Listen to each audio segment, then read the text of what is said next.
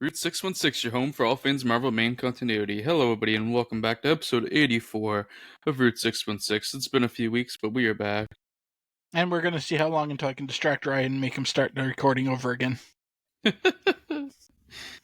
Spoiler, currently we're at 1.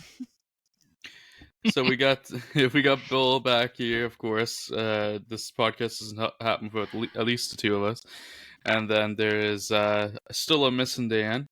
He's the missing link of this podcast, so... I think his internet is dead. Yeah, probably. Because it's not him. If he hasn't died so far, statistically, he's never going to die. Yeah, I mean... It's less fun making fun of Dan for being old when he's not around to hear me. Either the internet's still dead, or Dan's pulling a big rib and just doesn't want to hang out with us anymore, so... He's sitting there like, I got rid of those fuckers, finally. Finally, I don't have to talk with Spider-Man anymore. Joke's on him, we're saving all the Spider-Man. Yeah, we haven't even had Spider-Man I in a little know. bit. We're in because we're in the massive catch-up on all the half titles. I know we've said this off air to each other before, but it will be the funniest shit if the week he comes back is when we get a nice clump of Spider-Man. I don't think there's any big clumps of Spider-Man coming up. No, I think there's for only a while. like a few. There's only like a few at a time. We'll get drip fed through the transition and Ramita settling in on the character. Although his first major storyline, I think, is a Goblin storyline, which Dan would actually enjoy. So he'll miss that one. Probably not. I think that's still like 3 or 4 recording sessions away. Probably. But yeah, we are back. It's good to be back. Nice to be recording again. Trying to think of hopefully any we pop can culture get at some point back to a weekly schedule, so I have an excuse to read some actually good comics instead of slogging through endless Cathys. Yeah, fair enough. God, I can't wait till I'm out of the friggin' romance order. I imagine. And the thing that's the worst about them is they're good stories individually. Like, if I read 1 or 2 of them once in a while, I'd probably enjoy them. Yeah. But they're like 80% of the entire order where I am. And so they get really tiring really fast. But I've already read like 12,000 comics, so I can't bring myself to just skip them. Yeah. Fair enough. Especially because I know that if I get back into reading where I left off in the main order too much, I'm going to run very quickly into Jack Kirby's Black Panther, which I really don't want to read. That's also fair. And the fault for that is not on Black Panther, which I've been quite enjoying. It was good, in fact. It was very good. And then they cliffhung a storyline for like 5 years because Jack Kirby wanted to write Black Panther, and they were just so happy to have Kirby back that they let him do whatever he wanted. So they canceled the book and then launched a new book so that way they could do it. Then they cliff on themselves. Yeah. They literally halfway through the Black Panther versus the Klan storyline, they just cliffhang it and cancel Jungle Action and give Jack Kirby Black Panther #1. Oh, nice.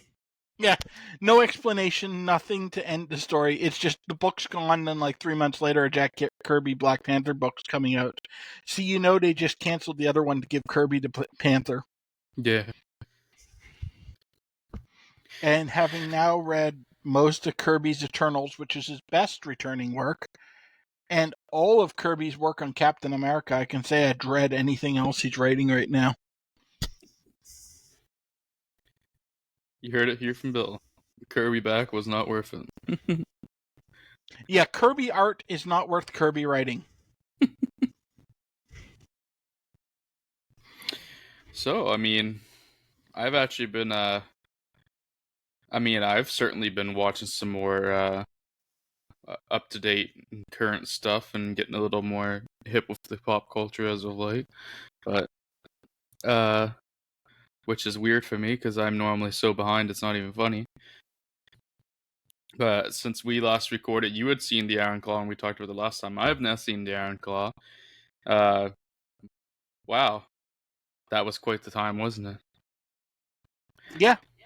The Iron Claw is one of those great movies you will only watch once. Yeah. However, I will say, even if you don't care at all about wrestling, watch that movie. No, that's a movie that transcends just wrestling for sure. Yeah, it's not That's a why it's so wrestling popular. movie. It's a movie about wrestlers. And that's Yeah. a huge difference. A movie about wrestlers and family and tragedy. Oh, yes, lots of tragedy. So much tragedy they had to remove one of the Von Erich brothers because otherwise it would be too depressing. Yeah, I might have shot myself if there was a there were Fonner. There actually is. He's also Yeah. dead. Yes, They he just is. didn't put him in the movie. Thank God. Actually, one of I those. joked about it last time, but I will say this movie is like the ending of this movie is like the only time I felt positive about the current Von Erich brothers. Because I hate those guys as wrestlers, but the end of the movie with them is absolutely heartbreaking. Oh, And I couldn't definitely. really go into that last week because Ryan hadn't seen it. Yeah, you had to hold back a bit. Yeah, On because the that last at one. the end when Will Be Your Brother is so heartbreaking. Oh yeah, that's that. The thing about that movie too is it's so beautifully acted on all fronts, pretty much. Like, there's not really anybody that drops the ball at all. It's very well acted, And oh my god, phenomenal casting. very phenomenal cast. I legitimately saw Kevin Von Erich on a wrestling show like 2 weeks after, and I had to do a double take. Like, wait, is that the actor in character or is it the actual guy?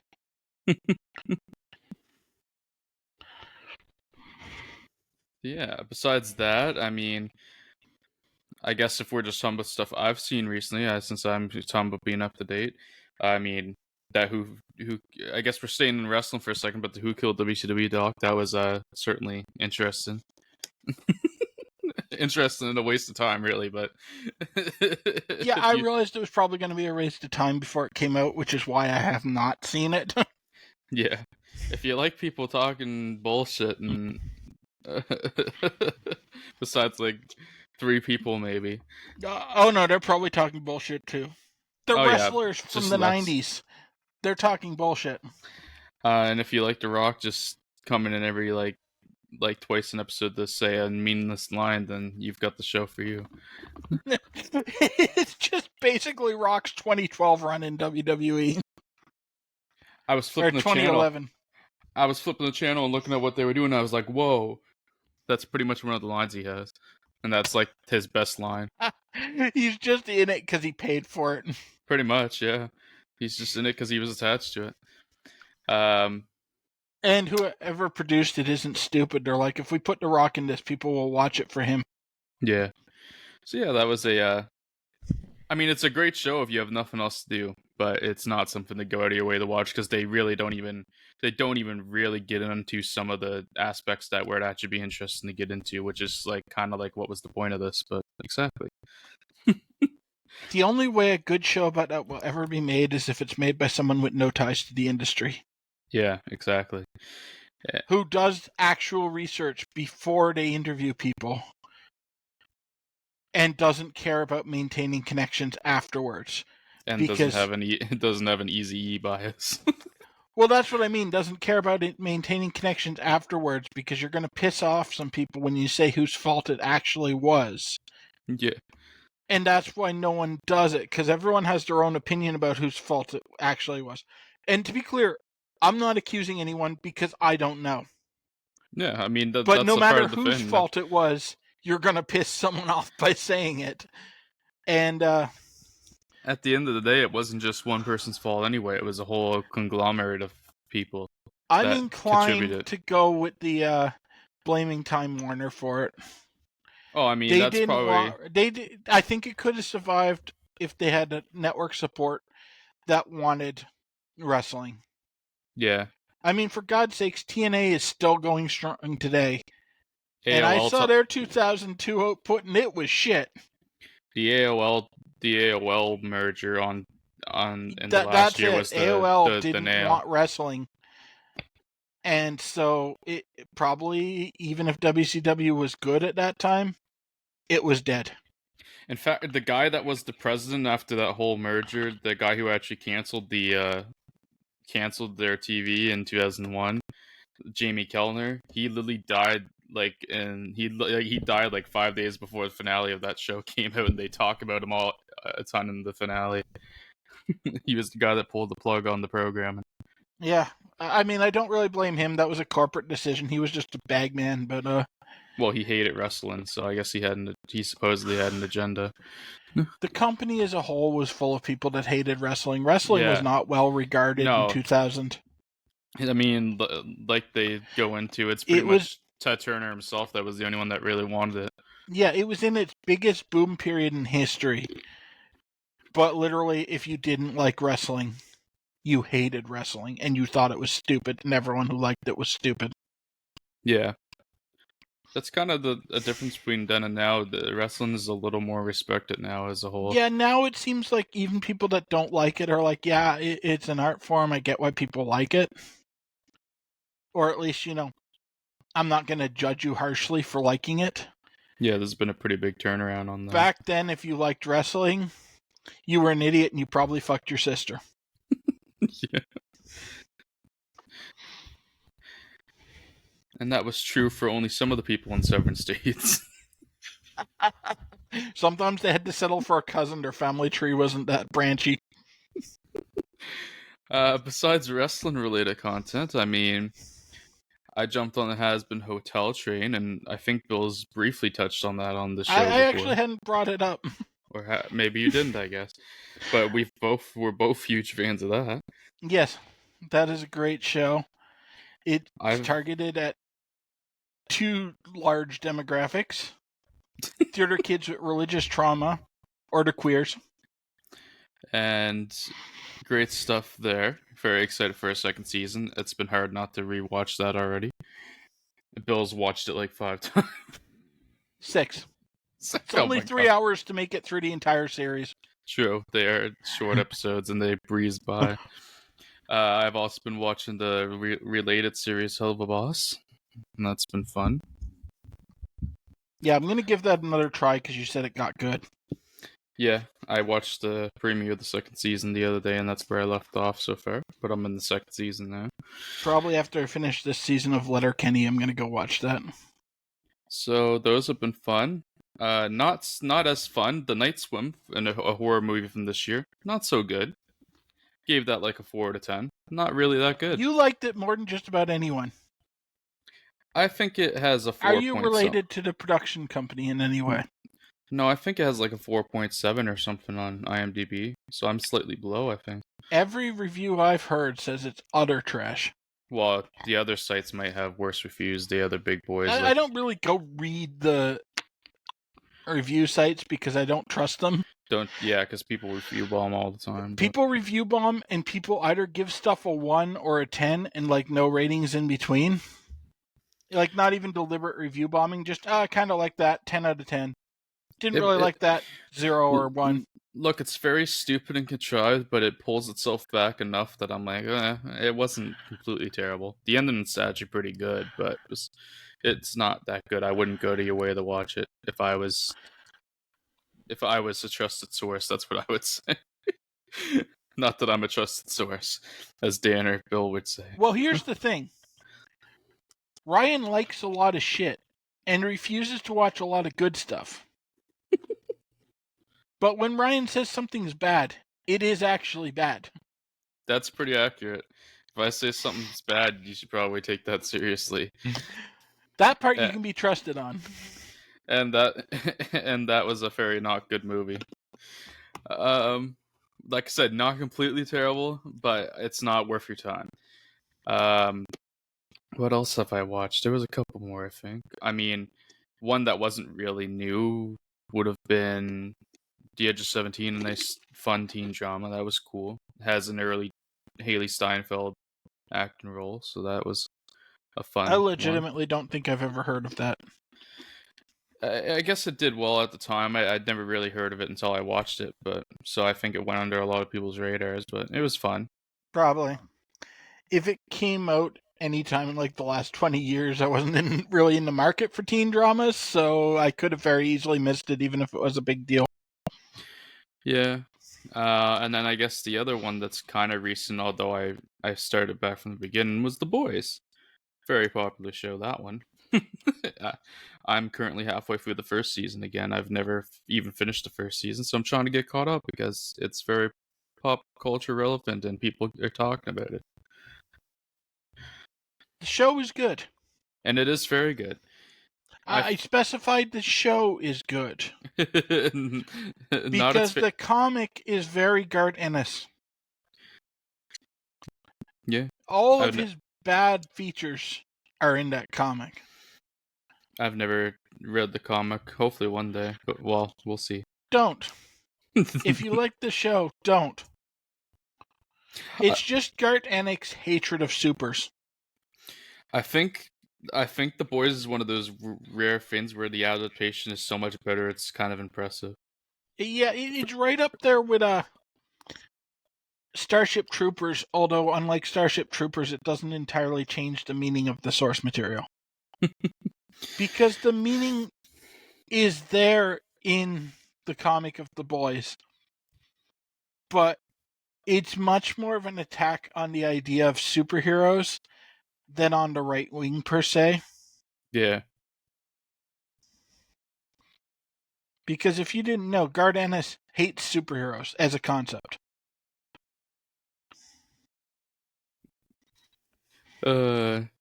Well, he got into the right industry, I'll tell you that. I mean, some of his stuff isn't bad. He's a pretty respected writer. He's super edgy. Like, he'll push things too far. But, he's the guy that did Punisher Max, isn't he? I think so, and I actually liked that one. I was thinking of, like, Crossed. He pushes too far sometimes. Yeah. He definitely took The Boys too far. But, he's got skill on top of that. Yeah.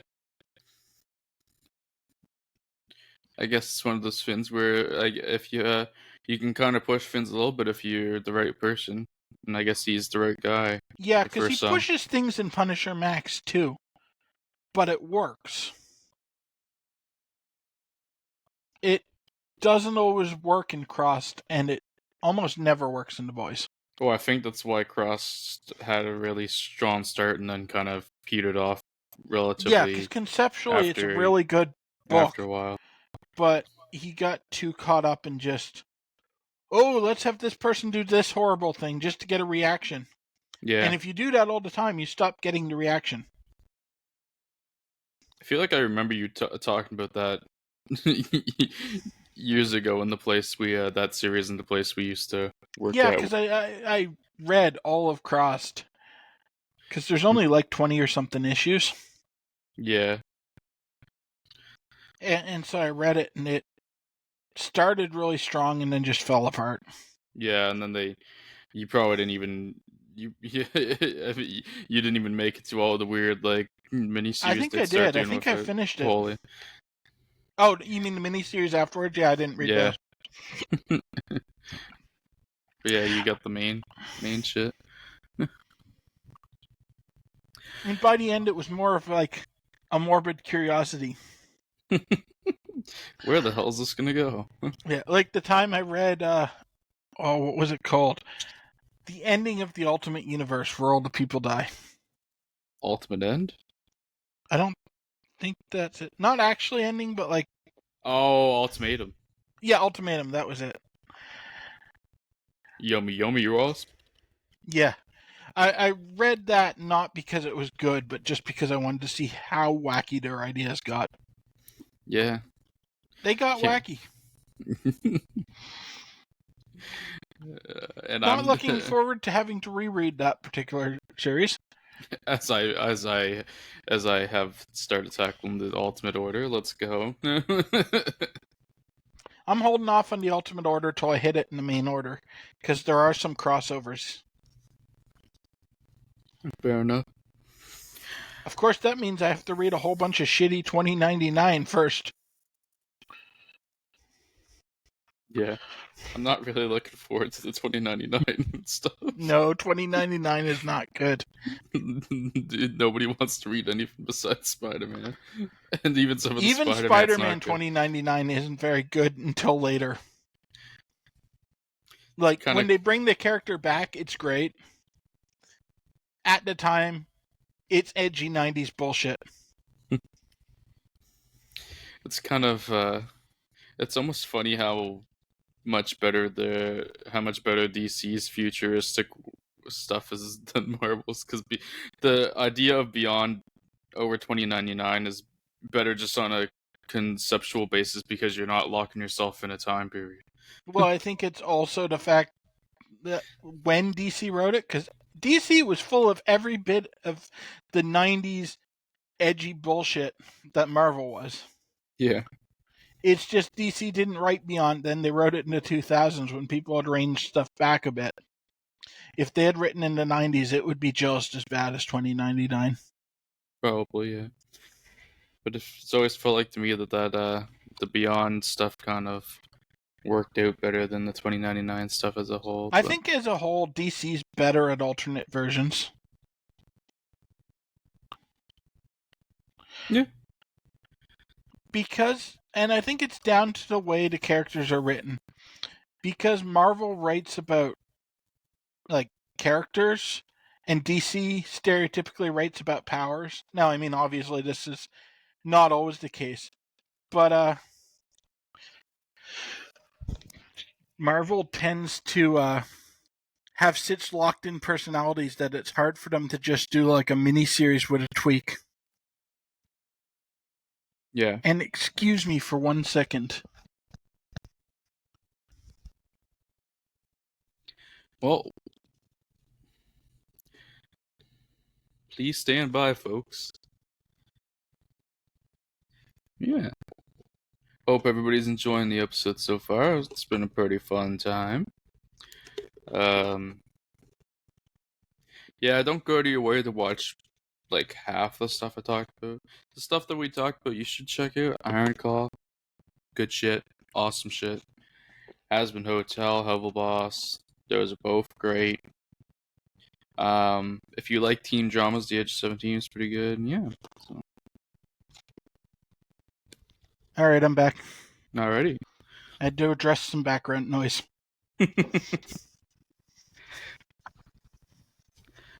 Well, did you remember where you were in terms of talking? I was pretty much done my point that where DC's more about powers, they can just, take Superman and land him in Russia. Yeah. Or, have like an evil Flash or something. Marvel is much harder because they're so tied to the individual person. Yeah. It's why Marvel legacy heroes tend to do badly and DC legacy heroes tend to do well as well. Yeah, fair. They can even have an evil Green Lantern. His name's Hal Jordan. I thought you were going for Guy Gardner for a second. No, I was going for the parallax shit. Yeah. But anyways, man, not everything they do is good. I can't wait for the DC order to fill out more. Oh, I've been struggling with that. Yeah. Because the problem is DC bought so many other books. Yeah, they bought so many other companies that early on, like, reading the early part of the Marvel order wasn't too bad because it was like 8 books. And it cycled through fairly regularly. DC, I think there's about 25. There's about 1,000 comics a year in 1940.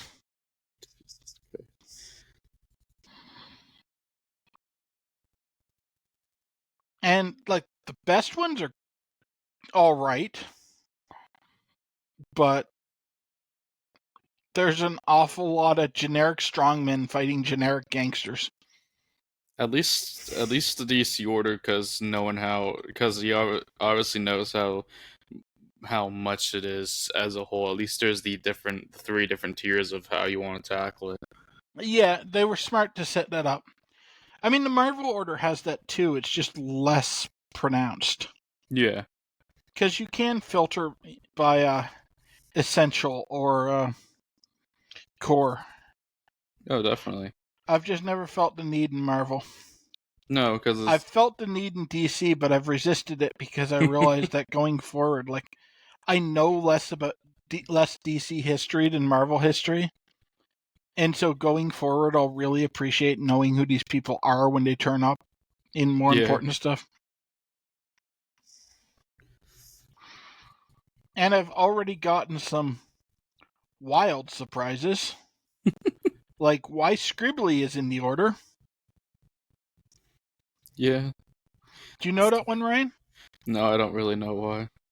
You've teased it before. The But Red Tornado. no fucking way. Yup. My uncle is the first Red Tornado. That's crazy.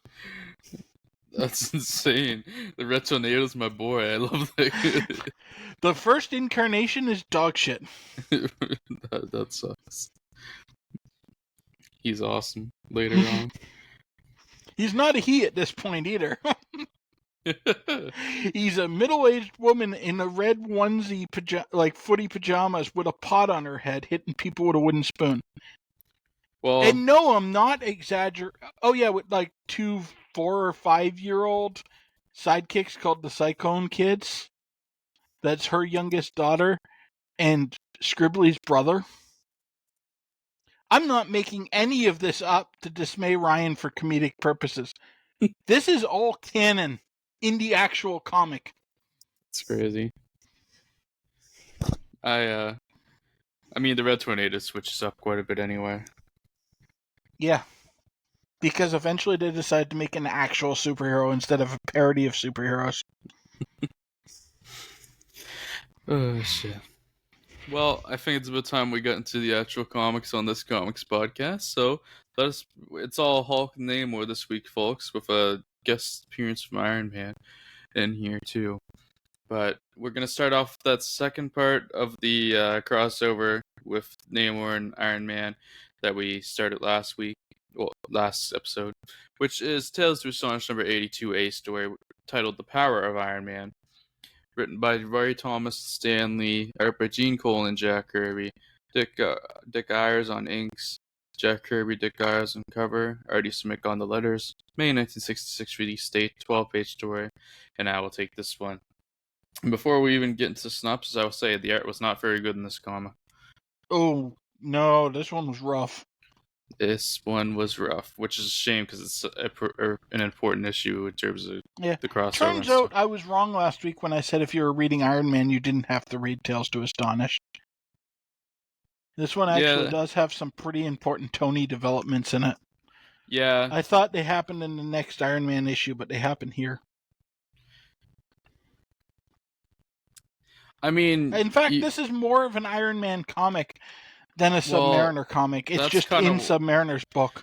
Yeah, that's kind of what I wanted to say at one point. This is really more of an Iron Man comic than a Submariner comic, really. It's just they wanted to get the crossover. I'm sure a big fan was getting eyes on Namor's book because it's pretty well known that Namor's never been one of the top sellers at Marvel whenever he has a title. Yeah. And having read a lot of Namor, I'm not surprised. Yeah. Namor's always the best when he's either a side character or the antagonist completely. Yeah. I think that's why this one worked pretty well, because it's really an Iron Man book. Yeah. But anyways, the Submariner has come to seek revenge against Iron Man for interfering in his quest to get revenge on Lady Dorma, believing him to marry Warlord Crane. I don't know where I got Warlock for a second. Or Lord Crane. Well, we're immediately into peak Namor. I'm going to get revenge on you because you prevented me from getting revenge on another person for something stupid. What a revenge loop. Eventually, Namor will just get caught up in a web of revenge and forget why he's mad at anyone. Yeah. And then he'll have to get revenge on someone for that. Their fight is taking them outside of Stark Industries' manufacturing plant, where the two duke it out. With his power supply running low, Iron Man soon begins to lose the struggle until he manages to have the Submariner lead the fight to a nearby recharging receptacle and recharges his armor to full power. This allows Iron Man to gain the upper hand against the unsuspecting Submariner. As the battle rages on, police arrive on the scene and prepare to attack. Noticing this move, the Submariner turns his aggressions on them, keeping the officers at bay, while Shelton threats warning the officers from striking him again. Namor is distracted long enough for Iron Man to recover and jump the Atlantean Prince from behind. This definitely shows that Roy didn't read the first half. Because Tony had just gotten a brand new set of armor. Yeah. It should have, full power. But Roy didn't read the first half, so he fell back on the trope of Iron Man running out of power. Good continuity. As Namor and Iron Man struggled, the Monarch's keen eyesight allows them to spot Warlord Crane's submarine out at sea. Breaking off from the fight, the Submariner dives back into the ocean and swims after his hated enemy, Warlord Crane. With the battle over, Iron Man leaves the scene as well. Returning to his home and changing out of his armor, Tony Stark ponders over if he has the right to keep the secret of Iron Man's armor from the government when the technology could be vital for the American government's vital interest. He decides that it's time to call Senator Byrd and sort things out once and for all. So this kicks off one of my favorite moments in Iron Man, which is when he actually testifies in Congress about the Iron Man armor. Yes, that's a huge development, just in the cliffhanger of a Namor. Yeah, just casually thrown in a Namor book. I think that's why when I was loading up the pages today, I was thinking that the first one was an Iron Man story. I was like, oh, this was Namor, that's right. I mean, it is an Iron Man story. Yeah. This is totally an Iron Man story. Oh, it definitely is. It's There's just no in doubt Namor's book, but it's an Iron Man story. Yeah. It's literally told from the perspective of Iron Man for the entire story. Like, when Namor fucks off to get a breather, we don't see what's going on with him. We keep following Tony. Yeah. I give this one a 3. I did too, because I don't... unless the art is distractingly horrible, I don't consider the art in my rating, or this would have gotten a 2 because the art was so bad. Yeah. But I really liked the actual story.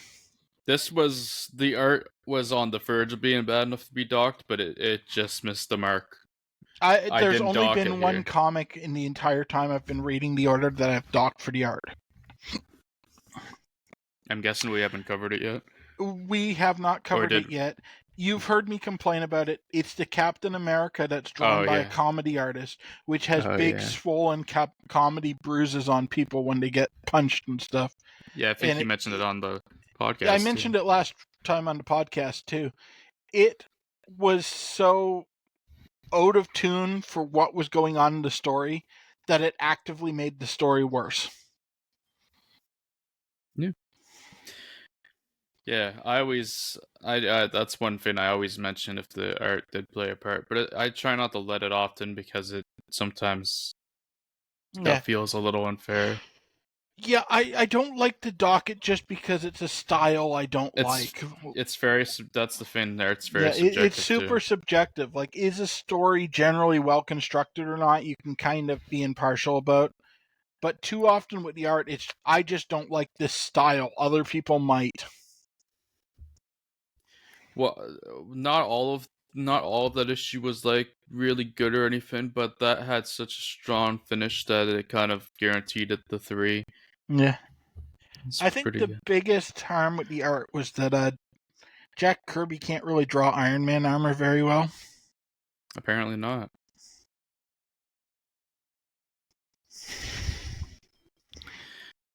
At least the new style armor. He was pretty good at the old bulky armor.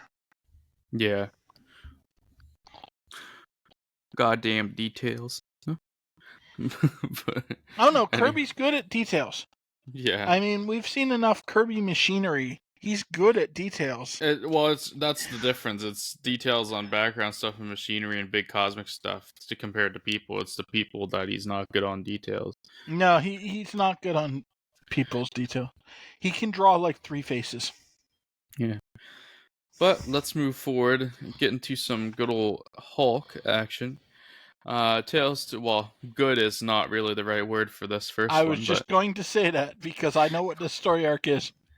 Tales to Astonish number 80B story. This one's titled They Dwell in the Depths. Written by Stan Lee, Jack Kirby and Bill Everett on art, Bill Everett on inks, Gene Cole and Bill Everett on the cover, because it was a Namor cover, Artie Simic on letters, March 1966 release date, 10-page story, and Bill will take this one away. All right. While hiding out in the desert, the Hulk is suddenly teleported into the subterranean lair of his old foe, Tyrannus. Tyrannus has reverted to an old man due to his inability to access the Fountain of Youth, which is currently occupied by his foe, the Mole Man. When Tyrannus asks the Hulk to help him beat the Mole Man, Hulk refuses. Hoping to get Hulk to cooperate, Tyrannus kidnaps Rick Jones, Glenn Talbot, and Betty Ross. The Mole Man prepares to strike at his foe with his Octodroid. When Tyrannus tries to coerce the Hulk into doing his bidding by showing him his prisoners, Hulk isn't interested, as he considers all who have been captured as the people who hound him. When Betty mentions Banner's name, the Hulk goes on a rampage. During said rampage, Rick and the others are freed and the Mole Man attacks with his Octodroid. The battle carries Hulk and the robot to the Fountain of Youth and ends with them both plunging into it, followed by a loud explosion. The end results destroy the Mole Man's robot and changes the Hulk back into Bruce Banner. Banner wanders out of the Mole Man's lair, wondering how long he will remain human.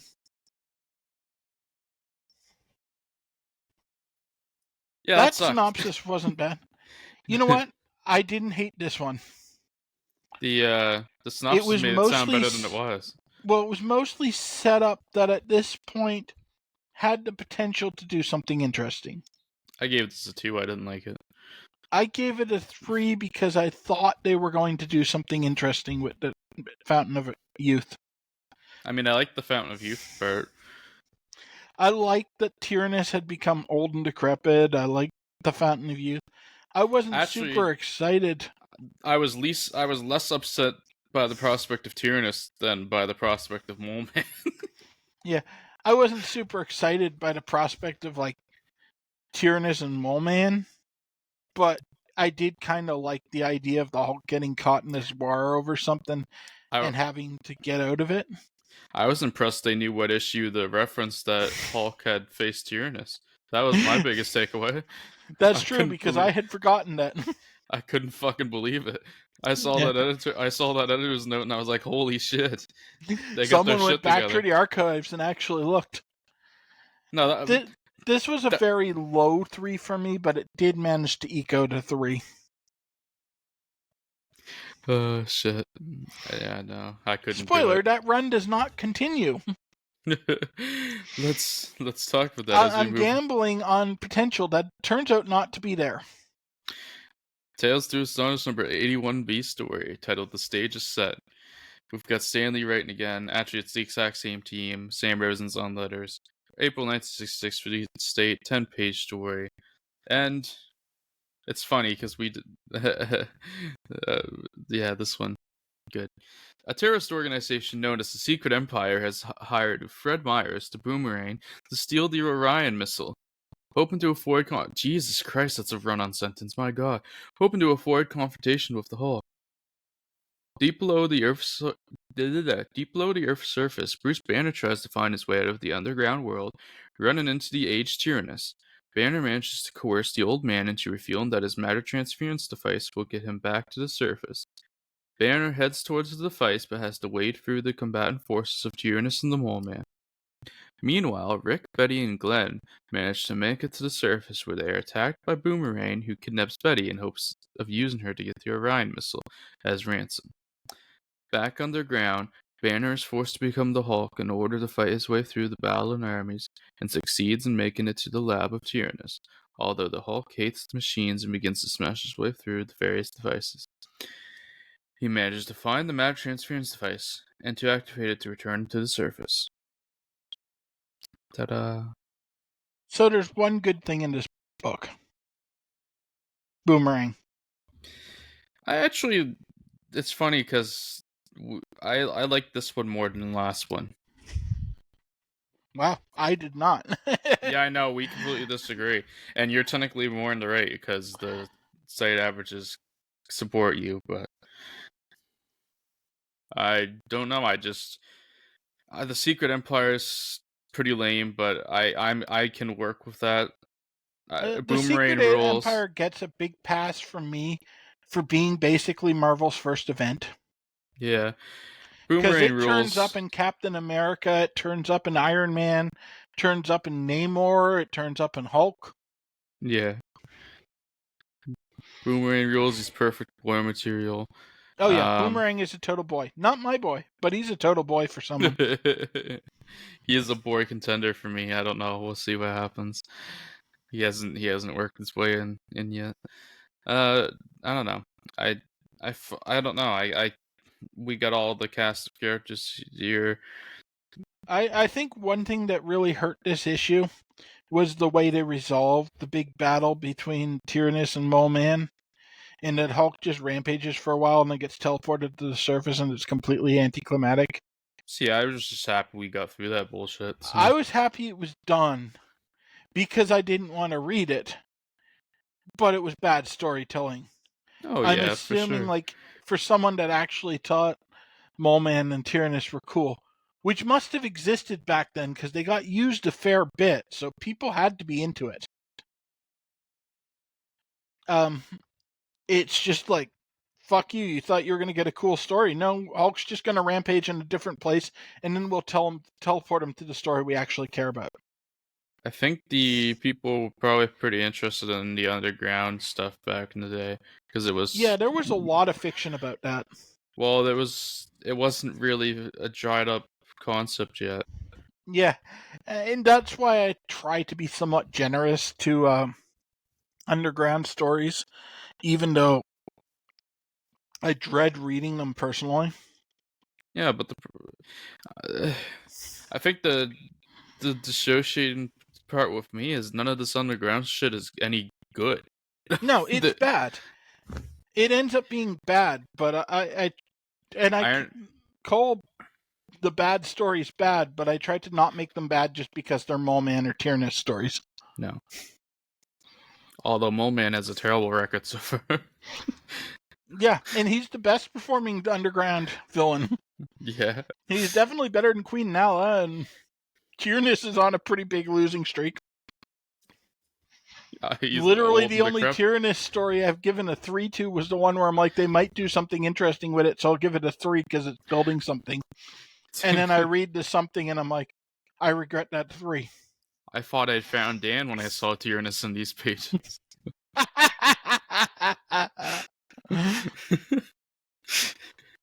But yeah.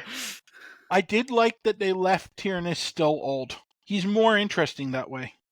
Him Yeah. as just like generic, strong, handsome guy underground is not that interesting. See, that's the thing. That is the criminal part about this story is it actually did make Tyrannus more interesting. And I don't know if they ever do anything with that. I think he's still old the next time he turns up, but he's basically just like a tech villain that has a whole bunch of machines or something. And then he's back to being young and handsome and they never explain it. Well, I think that's how it plays out, but I'm running off of like 6-year-old memories, so I could very easily be wrong. yeah. Well, I guess let's move on to, the B story of issue 82, which is the battle cry of the boomerang. I think same team besides the cover artists are Gene Colan and Dick Ayers. Yeah, because we got the Namor cover this time. Oh, well, we got Artie Simic on letters too. That's different. May 1966 release date, 10-page story, and Bill will take this one. All right. Returning to the surface following his battle against Tyrannus, the Hulk finds himself attacked by the army. What a surprise! Whoa, no way.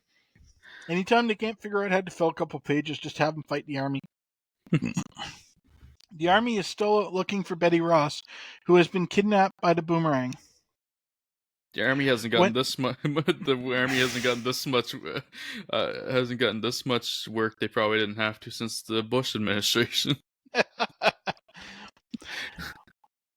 When General Ross scolds them for letting the Hulk get away, believing the Hulk is responsible, they begin their next plan to stop both the Hulk and Boomerang. Meanwhile, the members of the Secret Empire, who are afraid of Number Nine's rise to power, soon find themselves one member fewer when one of their members triggers a booby trap that blasts them with poisonous gas. Elsewhere, the Hulk manages to find the Boomerang, who is flying across the desert with Betty Ross as his hostage. The Hulk attacks and is able to repel all of the Boomerang's attacks. While Ross and his company learn of the battle and race to get to it, the Hulk manages to fight off Boomerang and save Betty Ross. So this is a pure transition issue, but it's really good for what it is. Yeah, I gave this one a 3 again. I did too. I think it's a little underrated on the site. A lot of people docked it, but I think for like transitioning from the Tyrannus arc to setting up what they're going for, because like we both know where this arc is headed because we've read the next issue, but it's pretty obvious at this point that they're starting to set up Betty not believing that Hulk is a monster. Yeah, which is adds something to the story. It adds the component that's been missing so far with Hulk stories, because before the only person that believed in Hulk was Rick Jones. And why would anyone listen to Rick Jones? Yeah, and if Rick Jones is your only ally, you're screwed, pal. Yeah. That wasn't even a burn on Rick Jones, but literally, like, he's just some random kid. Why would anyone listen to what he thought? Yeah. But the general's daughter, that's someone he'll actually listen to. I was very happy with this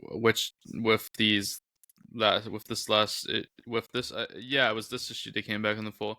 Very happy to see General Ross back after his disappearance for a few issues. I don't think he really disappeared. No, he just wasn't in the spotlight. Yeah, they didn't need, and I think it would have been worse if he had been brought into the Tyrannus story. Well, he didn't need to be brought in there. Yeah, it's like, oh, you found everyone related to Bruce Banner and brought them down, but couldn't figure out Hulk as Banner. At least this way, they're like, oh, we just grab some people that get seen around the Hulk sometimes. Yeah. This was, I think, the issue that I also noticed that Betty Ross kind of looks like a normal human being now that she should look like in her age and stuff. So that was cool. Yeah, Bill's gotten drawing her down, and the coloring issue of a couple of issues back has passed because there was an issue where they colored her hair wrong and it made her look older. Yeah, we were commenting on that before. That's why I brought it up here. She looks normal now. She looks like she should. Yeah. Pretty much. Well, Bill's been on the book long enough that he's had a chance to settle in now. Yeah. Yeah, so that was pretty good. I guess we'll move on to Tales of Astonish 83. We'll start with the Namor story. We get both here. As we'll see, there's some big ol' crossover stuff happening. A big ol' event, as Bill called it before. Yeah, it's not a formal event, but this is definitely the prototype for their modern summer events. Oh, definitely. So we got Tales of Astonish 83A story titled The Submariner Strikes. Stanley Wright and Jack Kirby art, Dick Ayers inks, Jack Kirby cover. Actually, a pretty decent Kirby cover. I really like that cover, actually. It's actually shockingly good. It's ahead of its time because they didn't jam like 50 things onto the cover. It's just an image that centers the main character, actually happens in the story, and makes you want to know what's going on. Yeah, and really, it's like this looks like this is like a picture you could use for Hulk and like could transfer it over to like a kid's graphic novel or something and try to pull those kids in and just check out the character. Yeah. This is one of those images of the Hulk you could paste somewhere, try to get some eyes on him. Letters by Artie Simic, June 1966 release date, 12-page story, and I will take this one. Following his battle with Iron Man, the Submariner rushes towards the submarine piloted by Warlord Crane with Lady Dorma aboard. Namor is still furious, no way, at the supposed betrayal of Lady Dorma who, unknown to Namor, has been blackmailed into marrying Warlord Crane. As the Prince of Atlantis approaches Crane's craft, God, Crane has been fucking me up today. Crane's craft, he is attacked by the ship's hydroblaster, prompting the Submariner to strike the hull of the ship with his own body. With the ship attempting to land on a nearby building, Namor attempts to stop it from landing and is struck by the ship's sonic vortex weapon. Crane is attempting to strike a weak spot on Submariner's skull in the hopes of causing him amnesia like the type that plagued him for years until his memory was returned by the Fantastic Four. Namor survives the blast unharmed and with his facilities still together, for now, and resumes his attack. The battle is being watched by number 1 of the Secret Empire, who... Oh yeah, by the way, the Secret Empire has number 1 through 9, and they're the different ranks. I believe there's higher numbers too, they just haven't been featured. Possibly. They only talk up to 9 so far, so that's what I'm going with. Yeah, because that's like the Leadership Council. Yeah, and there's definitely more members, but that's like the top tier is 1 through 9. Who hope to enslave Namor to serve the Empire and help it rise to prominence once more. With Crane's ship hovering over the sea once more, Namor gets to a window where he sees Lady Dorma, who tries to explain her situation to the Submariner. Namor smashes through the glass, only to be blasted by Warlord Crane and get knocked back into the ocean. Coming back up from the water, Namor neglects to notice number 1 arriving on the scene with a lobotomizer weapon that he hopes to use against the Submariner to erase his memory. The work is done for him by Warlord Crane, however, who fires a powerful fleet destroyer missile that explodes on impact with Namor. Although the explosion is massive, Namor is seemingly unharmed and hurled into the ocean once more while Crane flees the scene with Dorma. When number 1 pulls Namor out of the water, he is surprised to find that the Prince of Atlantis has once more been struck with amnesia. Taking advantage of this, number 1 tells Submariner that he is the enemy of humanity. Whew. Man, that was really... memory stuff. That was really hard to take seriously rereading the summary. The synopsis makes it sound way worse than the story. Actually, it's like, so far we've been riding a bunch where the synopsis made them seem better. Yeah, this one it sounds so much worse. This one, it really highlights all the shenanigans going on. Yeah, all the stupid 60s comic tropes that are featured in this get called out explicitly into that summary. But when you're reading this issue, you're just like, yeah, this is Namor. He does get hit in the head a lot, and he does lose his memory a lot. That makes perfect sense. Namor has had so many amnesia attacks, it's unreal. When Namor dies, his brain's going to be sold to science the same way like a lot of professional football players have their brains studied now. Yeah, just like a study case on CTE. Yeah, there's no way Maybe that's why he has so many angry mood swings. Probably. It's just a post-concussion syndrome because he's been whacked on the head on average of once a week since 1940. Christ. Oh, never let him live in Atlanta. But anyway. Fuck. Holy shit. I was trying to avoid going there. Anyway. Atlanta as well, but specifically the case you were referencing. Also, yeah, no, I mean, also trying to avoid Atlanta. But... Atlanta's just out here catching flag. I mean, Goldberg's like the perfect representative of Atlanta, so... But anyways, I gave that a 3, believe it or not.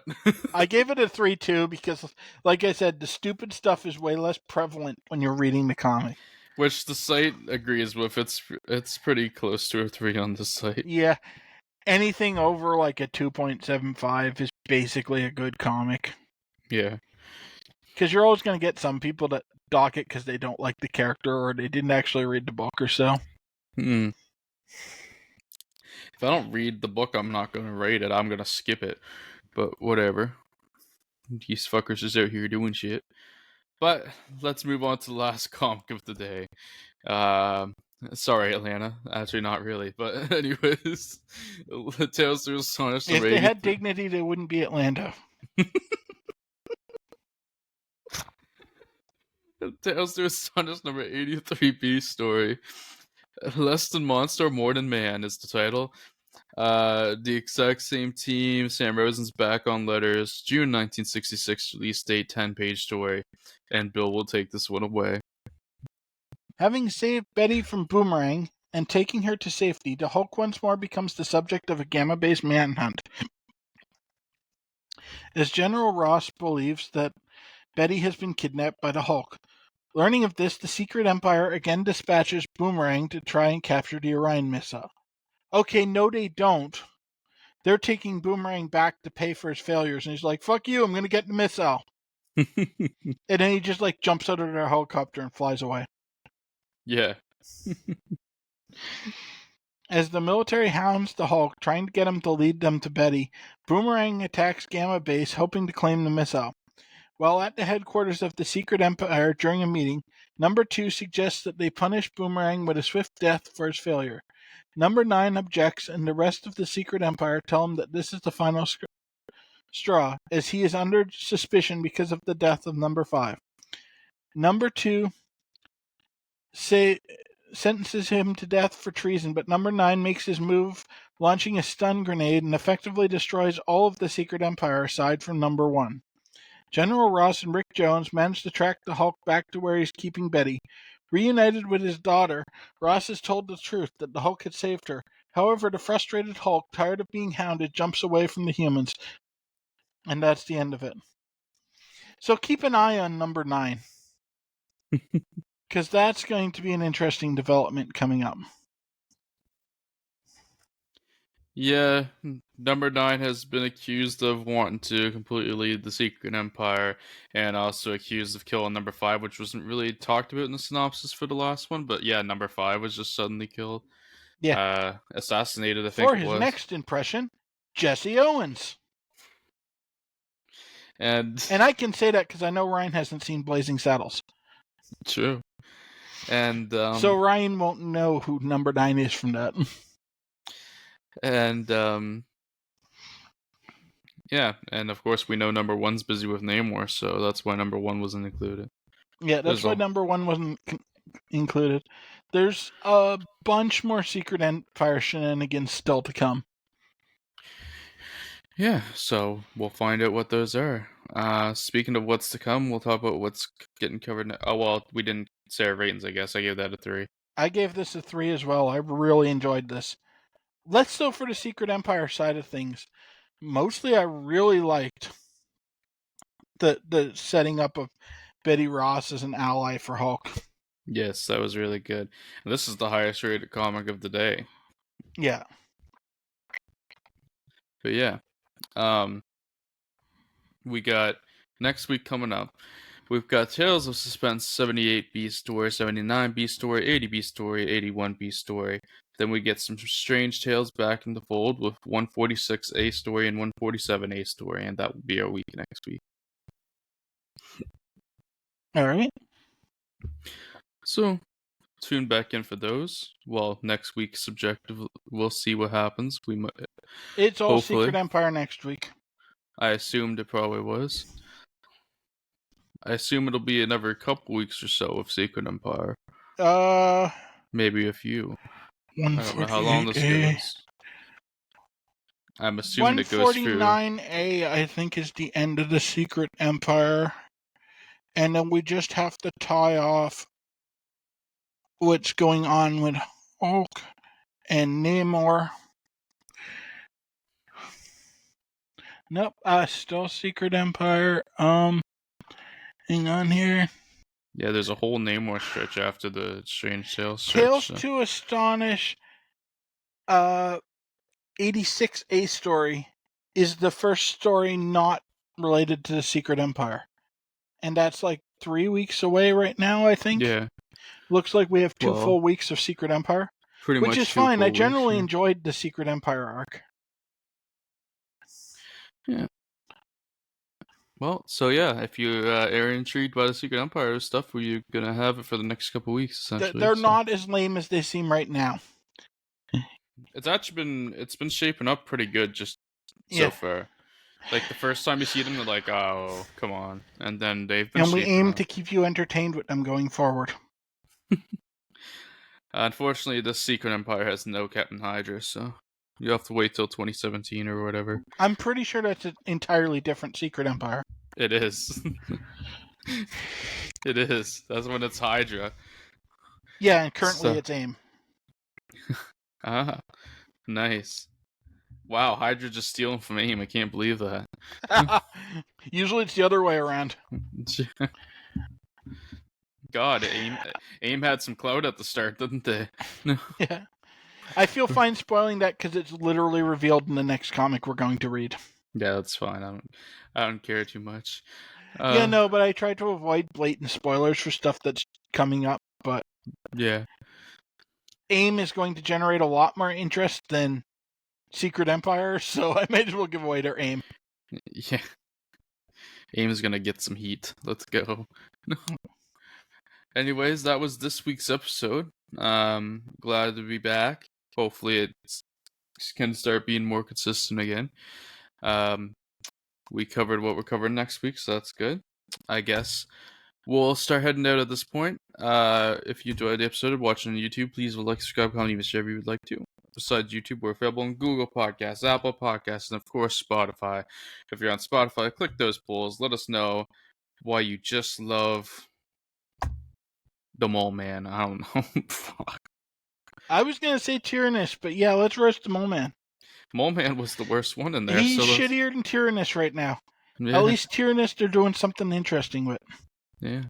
Let us know why you love that Mole Man.